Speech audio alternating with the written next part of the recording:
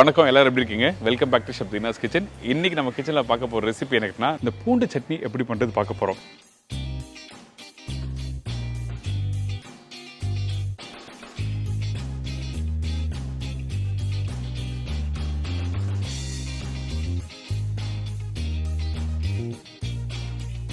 இதோட பருப்பு வடை எப்படி பண்ணுறது, நல்லா முறுமுறுன்னு கிறிஸ்பியாக நீங்கள் வீட்டில் பண்ணலாம். அந்தளவுக்கு ஒரு அருமையான ரெசிபி.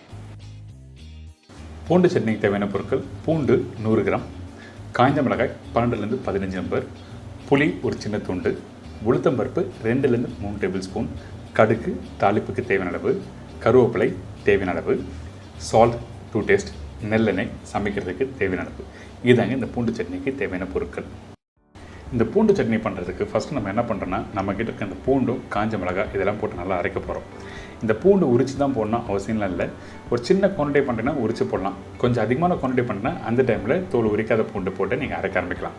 அதே டைமில் கொஞ்சம் உப்பு கொஞ்சம் தண்ணி ஊற்றி நல்லா அரைக்க ஆரம்பிச்சிருக்கேன்.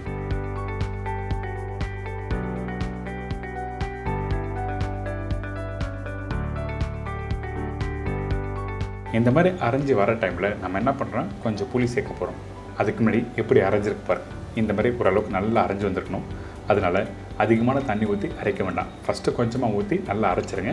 இதுக்கு பிறகு கொஞ்சம் புளி போட்டிருக்கேன். இந்த புளி முக்கியம், ரொம்ப இம்பார்ட்டன்ட். எதுக்காக கேட்டிங்கன்னா, கொஞ்சம் காரம் இருக்க இடத்துல கொஞ்சோண்டு புளி போட்டோன்னா உங்களுக்கு அந்த டேஸ்ட் நல்லா எடுத்து கொடுக்கும். அந்த புளிப்புத்தன்மை, பூண்டு, காரம் இது எல்லாமே சேர்த்து சாப்பிடும்போது அருமையாக இருக்கும். இப்போ நல்லா ஃபைன் பேஸ்ட்டாக அரைச்சாச்சா? ஃபைன் பேஸ்ட்னால் ஒரு 90% அளவுக்கு அரைச்சிருக்கலாம். இதுக்கு பிறகு நம்ம என்ன பண்ணுறோம், 2லேருந்து 3 டேபிள் ஸ்பூன் உளுத்தம்பருப்பு சொல்லியிருக்கேன். இந்த உளுத்தம்பருப்பை எந்த அளவுக்கு ஸ்லோ ஃப்ளேம் வச்சு வறுக்க முடியுமோ அந்த அளவுக்கு ஸ்லோ ஃப்ளேம் வச்சு வறுத்துருங்க. இந்த உளுத்தம்பருப்பு ரொம்ப ரொம்ப இம்பார்ட்டன்ட் இந்த ரெசிபிக்கு. கொஞ்சம் கடக்கு முடக்க இருந்தால் தான் இந்த ரெசிபி கம்ப்ளீட் ஆன பிறகு சாப்பிடும்போது சூப்பராக இருக்கும். அதனால் ஸ்லோ ஃப்ளேம் வச்சு இந்த உளுத்தம்பருப்பை இந்த மாதிரி கரெக்டாக வறுத்து எடுத்துருங்க.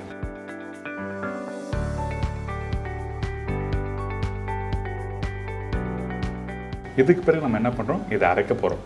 அரைக்கிற பக்குவம் என்ன கேட்டிங்கன்னா, கரெக்டாக ஒரு 80 to 90% அளவுக்கு அரைச்சிருக்கணும். ஃபைன் பவுடரை அரைச்சிருக்கக்கூடாது. ஃபைன் பவுடரை அரைச்சின்னா சாப்பிடும்போது மாவு மாதிரி போயிடும். அதனால் கொஞ்சம் குறைன்னு இருக்கணும்.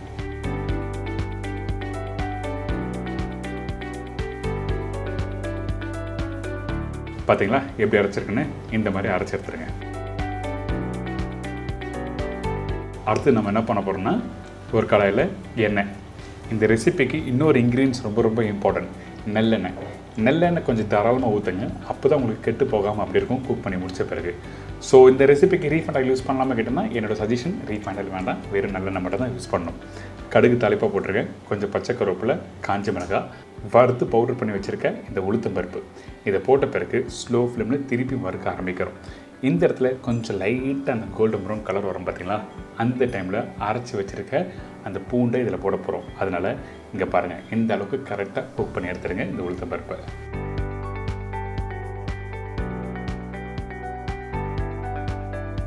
இப்போ நம்ம என்ன பண்ணுறோம், அரைச்சி வச்சுருக்க அந்த பூண்டு, காஞ்ச மிளகாய், புளி இது எல்லாத்தையும் ஒன்றா போட்டு நல்லா மிக்ஸ் பண்ணுங்கள்.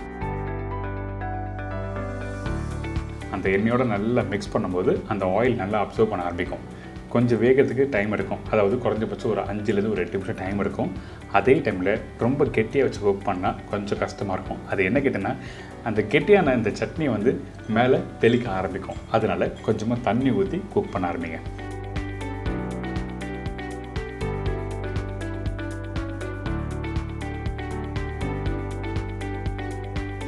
நல்லா வெந்து வர டைமில் அந்த ஆயில் மேலே வருதுன்னா அப்போ ஆல்மோஸ்ட் ரெடி ஆகிடுச்சுன்னு அர்த்தம்.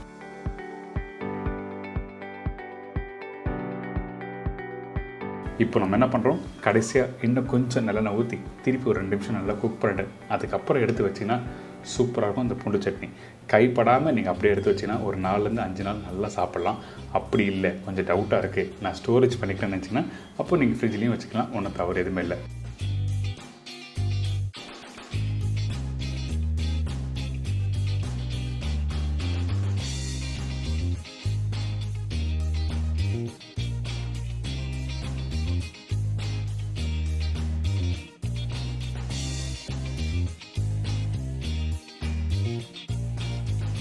இதோட ஒரு அருமையான மசாலா வடை எப்படி பண்ணுறது பார்க்க போகிறோம். அதாவது பருப்போட இந்த கடலை பருப்பு வச்சு ஒரு சூப்பரான ஸ்டைலில் முறுமுறுன்னு எப்படி பண்ணுறது பார்க்க போகிறோம். இந்த ரெசிபிக்கு தேவையான பொருட்கள் ஃபர்ஸ்ட் நம்ம என்னென்னு பார்த்தலாமா. கடலை பருப்பு 300 கிராம், பெரிய சைஸ் வெங்காயம் 2 நம்பர், காய்ந்த மிளகாய் 4லேருந்து 5 நம்பர், பொடிசை நறுக்கிய இஞ்சி 1 டேபிள் ஸ்பூன், இடித்த பூண்டு 15லேருந்து 20 பல்லு, சோம்பு 1/2 டீஸ்பூன், கருவேப்பிலை தேவையான அளவு, கொத்தமல்லி தேவையான அளவு, புதினா சிறிதளவு, பெருங்காயம் 1/2 டீஸ்பூன், சோம்பு பவுடர் 1/4 டீஸ்பூன், உப்பு தேவையான அளவு, ஆயில் ஃப்ரை பண்ணுறதுக்கு தேவையான அளவு. இதாங்க இந்த ரெசிபிக்கு தேவையான பொருட்கள்.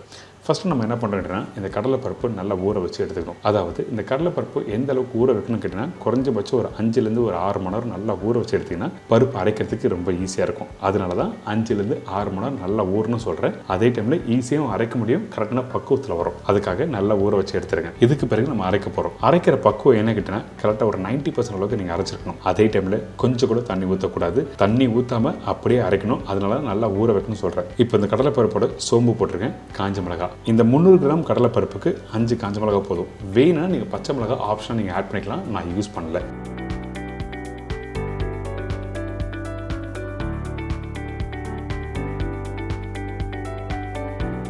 இப்போ அரைச்ச பக்குவம் பார்த்தீங்களா கரெக்டாக 90%. சில பேர் என்ன பண்ணுவாங்கன்னா ஒன்றும் பாதி அரைப்பாங்க. அந்த மாதிரி அரைக்கும் போது கடலைப்பருப்பு எண்ணெயில் ஃப்ரை பண்ணும்போது உடையிறதுக்கு வாய்ப்பு இருக்கும் இந்த மசாலா வடை. அதனால தான் 90% அளவுக்கு இந்த மாதிரி அரைச்சி எடுத்துருங்க.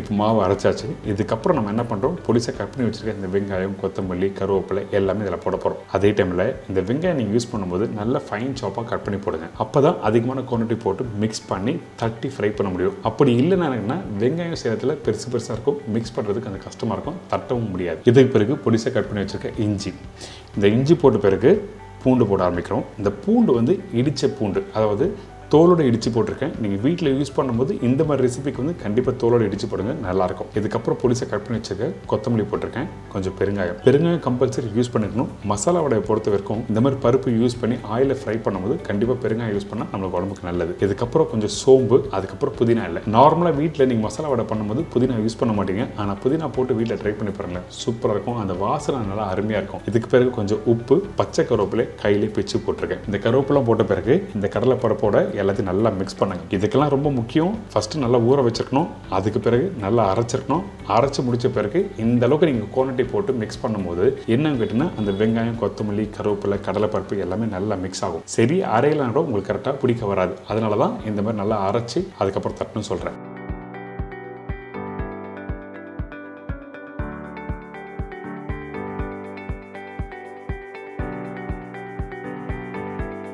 வடையை உருட்டும் போது அழுத்தி உருட்டக்கூடாது, மெதுவாக உருட்டுங்க. உருட்டின பிறகு இன்னொரு கை, அதாவது உள்ளங்கையில் வச்சு லைட்டாக அப்படி தட்டணும். நீங்கள் உள்ளங்கை வச்சு டேரெக்டாக 2 கை வச்சு தட்டினா கொஞ்சம் கெட்டியாக இருக்கும். அதே ஒரு உள்ளங்கையில் வச்சுட்டு மீதி 4 விரலை வச்சு நீங்கள் லைட்டாக தட்டும் போது உங்களுக்கு அந்த கிறிஸ்பியாக வரும், அங்கே விரல் படுற இடத்துலலாம். இதுக்கப்புறம் நம்ம ஃப்ரை பண்ண போகிறோம். ஃப்ரை பண்ணும்போது ஒரு கையில் லைட்டாக தண்ணி தொட்டுக்குங்க. அதுக்கு பிறகு இந்த வடையை தட்டி நீங்கள் போட்டிங்கன்னா ஒட்டாமல் நல்லா வரும். இப்போ எண்ணெயும் கரெக்டான சூடில் இருக்குது. அதே டைமில் மீடியமான ஃப்ளேம் வச்சு ஃப்ரை பண்ணுங்கள். அப்போ தான் வடை ஃப்ரை பண்ணி முடிச்ச பிறகு நல்லா முறுமுறுன்னு கிறிஸ்பியாக வரும். எடுத்த உடனே நல்லா சூடில் போட்டிங்கன்னா கலர் வந்துடும், ஆனால் உள்ள கிறிஸ்பியாக இருக்காது, சாப்பிட்றதுக்கு நல்லா இருக்காது. அதனால தான் கரெக்டான ஃப்ளேம் வச்சு நீங்கள் ஃப்ரை பண்ணணும்.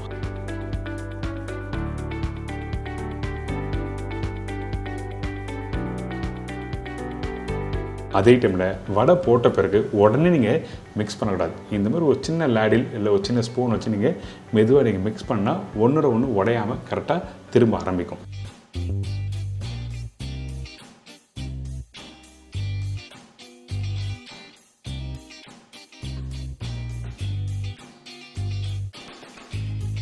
இதுக்கப்புறம் 1 by 1 2 சைட்லையும் குக் பண்ணி எடுத்தீங்கன்னா மசாலா வடை ரெடி. ஸோ இன்றைக்கி எப்படி பண்ணுறது உங்களுக்கு எல்லாம் தெரிஞ்சுக்கும். மசாலா வடை பண்ணும்போது கண்டிப்பாக நான் திருப்பி ரிப்பீட் பண்ணுற விஷயம் எதுக்காக கேட்டேன்னா, மசாலா வடை தான் ரொம்ப ஈஸி தான் அப்படின்னு சொல்லிட்டு நிறைய பேர் வீட்டில் பண்ணுவீங்க. ஆனால் அந்த பருப்பு கரெக்டாக ஊரில் கூட உங்களுக்கு கரெக்டான டெக்ஸ்சர் வராது, அதே டைமில் நல்லா கிறிஸ்பியாக வராது. ஸோ அதனால் கரெக்டாக ஊற வச்சு நல்லா ப்ராப்பராக அரைச்சி இந்த அளவுக்கு வெங்காயம், கொத்தமல்லி, புதினா எல்லாம் போட்டு பண்ணால் தான் மசாலா வடை நல்லா அருமையாக இருக்கும்.